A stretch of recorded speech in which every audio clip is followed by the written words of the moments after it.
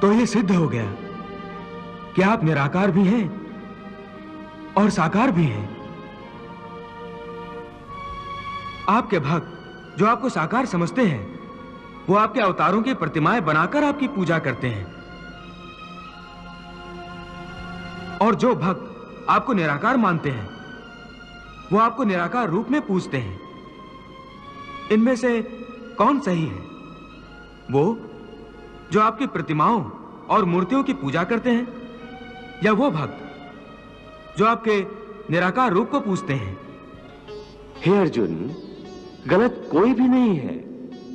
मेरे भक्त को मेरा रूप चराचर किसी वस्तु में भी दिखाई देता है, तो वो मन में मेरा ही ध्यान करके उसे पूजता है। मेरे रूप या अवतारों की मूर्तियां बनाकर भी पूजा की जाती है। जिन्हें इन मूर्तियों में मेरा विशाल रूप दिखाई नहीं देता, वो मेरे अनादि और अनंत निराकार रूप की पूजा करते हैं।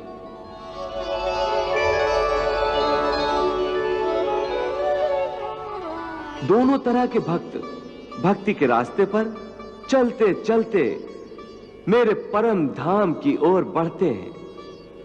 कोई बूढ़ा कमजोर है तो लाठी के सहारे चलता हुआ मुझ तक आता है। कोई बगैर लाठी का सहारा लिए आता है।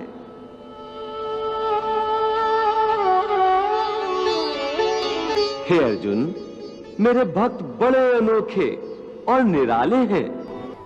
कोई मुझे अपना पिता मानकर मुझसे बेटे का रिश्ता जोड़ लेता है, तो कोई मुझे माता मानता है, तो कोई मुझसे प्रेम का नाता जोड़ लेता है, जैसे गोकुल की गोपियां जो मेरे प्रेम में संसार की सारी रीत रिवाजों को भूल जाती हैं। उनकी आंखों में, उनके मन में हर जगह हर समय मेरा ही रूप समाया होता है। मैं उनका पिता भी हूं, माता भी हूं, सखा भी हूं और प्रीतम भी मैं ही हूं। तो क्या भक्त आपसे प्रेम भी कर सकता है? प्रेम ही तो भक्ति है। जिसके मन में प्रेम ना हो, वो मेरा भक्त कैसे हो सकता है? सच पूछो तो मैं प्रेम ही प्रेम हूं। प्रेम ही परमात्मा है। प्रेम करने की कोई विधि नहीं होती, परंतु पूजा करने की तो कई विधियां हैं। आपके भक्त इन्हीं विधियों के अनुसार आपकी पूजा और भक्ति करते हैं। हे अर्जुन, पूजा मन की साधना होती है, और मन की साधना का विधि से क्या लेना देना? ये विधियां तो बनाने वालों ने बना दी हैं। मैं उन विधियों द्वारा पूजा करने वालों की पूजा भी स्वीकार कर लेता हूं, परंतु मैं ये नहीं देखता कि मेरा भक्त विधि अनुसार पूजा कर रहा है या नहीं। केवल पूजा करने वाले की भावना देखता हूं, उसके मन में मेरे प्रति प्रेम और भक्ति भाव है या नहीं, ये देखता हूं। जिस पूजा में विधि ही विधि हो और प्रेम तथा भक्ति ना हो, उस पूजा द्वारा कोई भी मुझे प्राप्त नहीं कर सकता। वाह प्रभु वाह! मुझे संपूर्ण साधने की एक ही शर्त है, मुझ में मन लगाए, मेरा ध्यान लगाए। इस संबंध में एक विचार और है। आपका ध्यान लगाते समय मन में केवल आप रहें और संसार का कोई विचार बाधा ना डाले। इसका कोई तरीका तो होगा?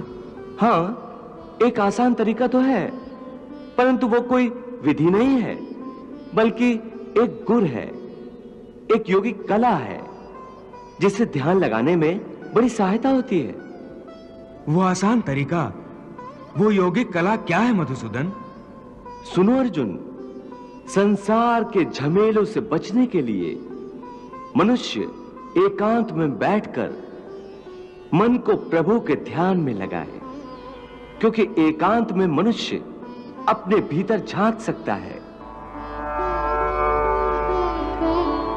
परंतु ध्यान लगाने के लिए अपने अंतर में झांकने की क्या आवश्यकता है?